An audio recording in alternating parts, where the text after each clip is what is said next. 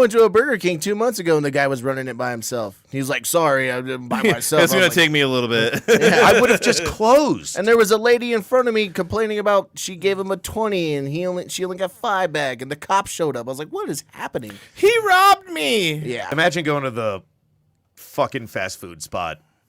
And there's cops in the drive-thru. Just a fucking. In a And I couldn't go snowstorm. backwards. There was people behind me. God If this shit gets shot up, I'm going with him. damn. It was a good run, gentlemen. That's why you never go to Burger King.